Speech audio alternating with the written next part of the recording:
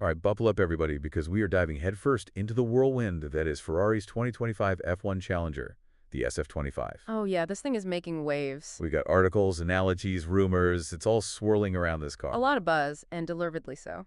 The big claim, 99% new. Is that just marketing fluff, or are we talking about a genuine revolution here? Nah, this isn't just a fresh coat of paint. Ferrari's going all in. Okay, so color me intrigued. What's the story? Give us the rundown. Well, Loic Serra, their new technical chief, and get this, he came over from Mercedes. He's made it clear almost every component on this car is different from last year's. Whoa, a complete rethink. That's a bold move, isn't it? Why such a drastic overhaul? It seems like they hit a wall with their 2024 car, reached the limits of what it could do. Yeah, I get that. You don't stay at the top by playing it safe. So what's the most radical change we're seeing with this SF25? One that really jumps out is the switch from a push rod to a pull rod front suspension system. Okay, now we're getting into the techie stuff. Break it down for us. Why is this such a big deal? Think of it this way, this pull rod setup allows them to lower the car's center of gravity, which is huge for handling, right? Right, makes sense. Plus, it cleans up the airflow under the car. Less of that turbulent wake, which is basically messy air that messes with downforce. Ah, so it's all about getting that air to behave to work for them, not against them. Exactly. More downforce means more grip, which equals faster lap times. That's the name of the game. Absolutely. Now, are other teams following suit with this pull rod approach? It's interesting, not really. Like, McLaren went a different route. They've gone with a more aggressive anti-dive setup. Anti-dive. Okay, I'm going to need you to explain that one. Picture this, hard braking.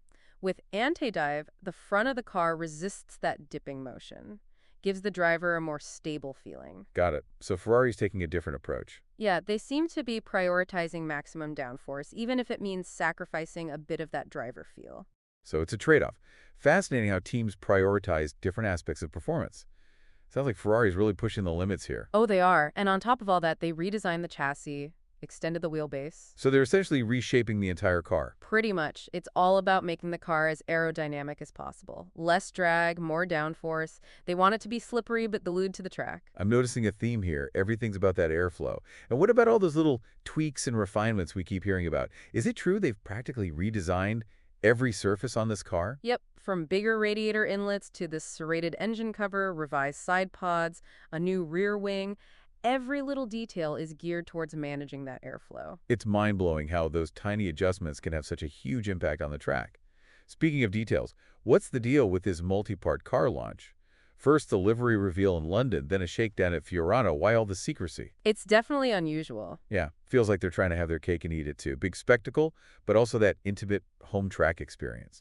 Probably a mix of things. Fiorano is their home turf. It's important to them. But it's also likely they had some logistical hurdles, especially with that tight turnaround before preseason testing in Bahrain. So a bit of strategy and a bit of necessity. Okay, let's talk about the elephant in the room. The engine? Oh yeah, that's the big one. Engine development is frozen this season. Got to be a major concern, especially with all these aerodynamic changes, putting extra stress on it. It's definitely a risk. They're stuck with the 2024 engine spec. Has Ferrari addressed this at all? Are they confident or are they sweating bullets? Well, Enrico Valtieri, their engine boss, hasn't exactly been radiating confidence. He's talked about criticalities and the need to be sensible. Doesn't sound too reassuring. These engines are at the end of their life cycle, patched up, pushed to the max, and they've got limited time on the dyno to test and fix any problems. So even if this SF25 is a rocket ship, the engine could be their Achilles heel. Talk about high stakes. Exactly. Reliability is going to be just as crucial as raw performance this year. One DNF because of an engine failure, and their championship hopes could go up in smoke. It's like they're walking a tightrope. Okay, so Ferrari has rolled the dice with this car, but what about the drivers? Lewis Hamilton's arrival has sent shockwaves through the paddock. Is he bringing that Hamilton magic to Ferrari? It seems so. After a tough last season with Mercedes, he's describing himself as full of life, energized by this new challenge. A fresh start can do wonders, can't it? He's even said that joining Ferrari made him realize how much he needed a change. Wow, that's telling. So it's not just about the car, it's a whole new chapter for Hamilton. Do you think this could be his second win? He's definitely walking around with a renewed sense of purpose, and his rivals are taking notice. Christian Horner at Red Bull and even Max Verstappen have both said they see him as a threat. The old lion's roar is back. Okay, so we can't count Hamilton out. But let's not forget about Charles Leclerc. He's been a bit overshadowed by all the Hamilton hype, but he's an incredible talent in his own right.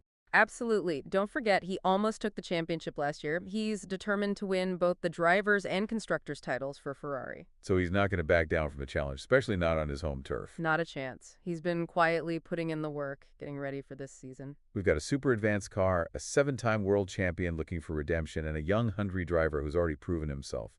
That's a potent mix, isn't it? Oh, it is. It's going to be interesting to see how it all plays out. What could possibly go wrong, right? Well, that's the question, isn't it? Can Ferrari harness this potential and turn it into results on the track? That's what we'll explore next. Stay with us as we delve into the potential challenges and what a successful season might look like for this new-look Ferrari team. Welcome back. All right, so we've been breaking down Ferrari's big gamble for 2025, and before the break, we left off with this big question: can this team actually live up to the hype? Yeah, you've got this groundbreaking car, a 7-time world champion looking for redemption, and a young, hungry driver ready to prove himself. But can it all come together? That's the million-dollar question, right? We've seen these kinds of driver pairings in Formula One before. Oh, yeah. Sometimes it's magic. They push each other, push the team to new heights. Absolutely. But sometimes, well, let's just say things can get a little messy. It can go either way. Exactly. Think Senna and Prost, Hamilton and Rosberg. Those rivalries became legendary, but not always for the right reasons. What do you think the dynamic will be like between Hamilton and Leclerc? That's the big unknown, isn't it? You've got Hamilton, this veteran, coming to Ferrari with a point to prove. He wants to show everyone he can still win, even outside of that dominant Mercedes era. Yeah.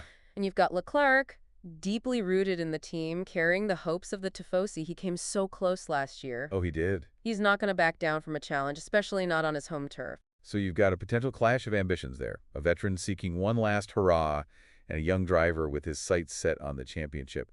How do you think that's going to play out within the team? It's a tough balancing act for Ferrari. On the one hand, you've got Hamilton. He brings so much experience to the table. He's been there, done that, knows how to work a team, and he's even shown a willingness to mentor younger drivers. So we could see this kind of master and apprentice dynamic. Hamilton passing the torch. It's possible, but remember, there can only be one winner. Right. And in Formula One, the driver who consistently outperforms their teammate, they're usually the one who gets preferential treatment. It's a high-stakes game. Even if they start as teammates, the pressure of a championship fight could easily turn them into rivals. Have we seen any hints of that already? There have been some whispers. Apparently, there was a little disagreement about who would get the first run in the SF25 at the Fiorano shakedown. Hamilton may be feeling his seniority. He expected that honor, but Leclerc, being with the team longer, he felt like he deserved it. Oh, interesting. A little bit of a power play before the season even starts. It is, isn't it? It's a microcosm of what could be a season-long battle of egos. It's a good reminder that these are two incredibly competitive individuals, both used to being the #1 driver. Ferrari's going to have to manage that dynamic carefully, make sure it doesn't derail their championship hopes. They need to find a way to channel that competitive energy into results on the track. Sounds like it could either be a recipe for disaster or a masterclass in team management. Only time will tell which way it goes. Let's shift gears for a second and talk about the car itself. We've heard all about the radical changes, but what about its on-track performance? Yeah, the million-dollar question, does it live up to the hype? From the limited data we have from the shakedown and preseason testing, it's looking pretty promising. Promising how? Fastest lap times, good handling, what are we seeing? All of the above, really. The SF25 has consistently been at the top of timesheets. Both drivers have been positive about the car's balance, how it feels to drive. They're not just going fast, they're feeling confident, comfortable, pushing the car to its limits. That's a good sign. When drivers are confident in the car, that's when they can really get the most out of it. But of course, testing is one thing, racing is another. How do you think the SF25 will perform when the lights go out for that first Grand Prix? Yeah, that's the real test. It's one thing to set fast laps in a controlled environment. It's another thing entirely to do it when you're battling wheel to wheel with your rivals. We haven't seen this car in a race situation yet, under pressure with all those variables. Right. Strategy, tire degradation, unexpected weather, so many things can happen. Exactly. But if it performs as well as it seems to be in testing, Ferrari could be the team to beat. Although they're not the only ones with a strong car this year, are they? Definitely not. Red Bull is always a threat. Mercedes will be looking to bounce back. And McLaren has made some serious gains. It's shaping up to be a very competitive season, which is great for the fans. It keeps things exciting. And speaking of excitement, let's not forget about that ticking time bomb. The engine. We talked earlier about their reliability concerns.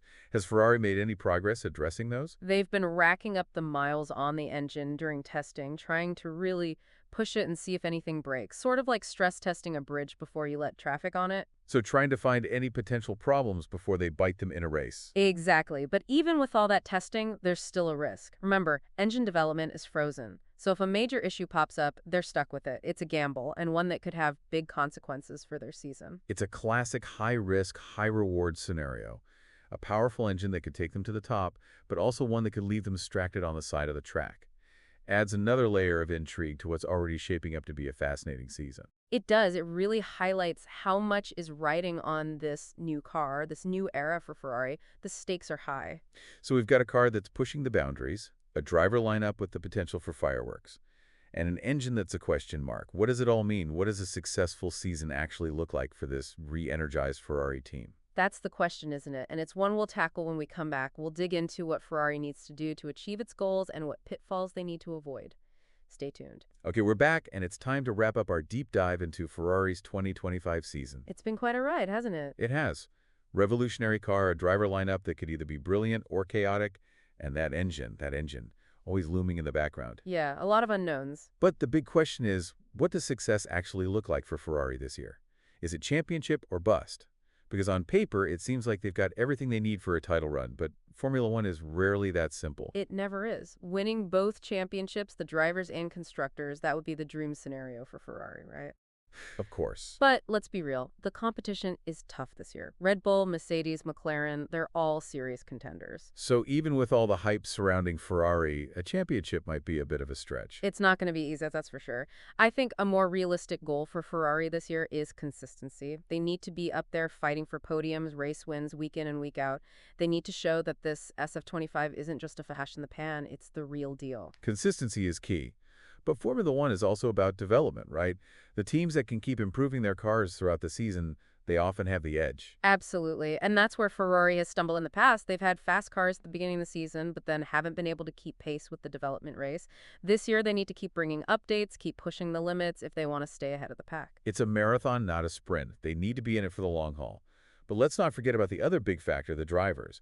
If Hamilton and Leclerc start fighting each other instead of their rivals, that could really derail things. Oh, absolutely. A divided team rarely wins championships. Ferrari needs to create an environment where both drivers feel valued, supported, but at the same time, they need to be pushing each other to be better. It's a delicate balance. So to recap, a successful season for Ferrari means consistent performance, continuous development, and keeping those driver egos in check. Yep, that's a pretty good summary. Sounds like a tall order. What about the flip side? What are the potential pitfalls? What could go wrong? Well, we've talked about it. The engine is the big question mark. If it turns out to be unreliable, It could all fall apart. exactly. Imagine having the fastest car, but you can't finish races. That would be a nightmare scenario for Ferrari. Heartbreaking. All that effort, all that innovation, wasted because of an engine failure. And it's a real possibility. These engines are pushed to their absolute limit, and with the development freeze, there's not much they can do if something major goes wrong. So reliability is the big gamble. And then there's the driver dynamic. Even if the car is bulletproof, a Hamilton-Leclerc feud could implode the team from within. Oh yeah, we've seen it before. Teammates at each other's throats, taking points off each other, creating this toxic environment. It can destroy even the most talented teams. So Ferrari's walking a tightrope. They have the potential to be amazing this year, but there are also some very real dangers. That makes it so interesting, though. So much potential, so much uncertainty. It's going to be fascinating to see how it all unfolds. Absolutely. We've got this car that's pushing boundaries, a driver lineup that could be either brilliant or chaotic, and an engine that could either take them to the top or let them down in spectacular fashion. It's going to be one heck of a ride. It is. It all kicks off in just a few weeks. Can't wait. I know, right? All right, so that wraps up our deep dive into Ferrari's 2025 season. Thanks for joining us, everyone. We'll be back throughout the season to analyze all the twists and turns, the rise and lows. It's going to be a wild one, that's for sure. Definitely. And we want to hear from you. What are your predictions? What do you think is going to happen with Ferrari this year? Share your thoughts. Join the conversation. Until next time, keep your eyes on the red cars. They might just be about to reclaim their place at the top of Formula One. See you soon.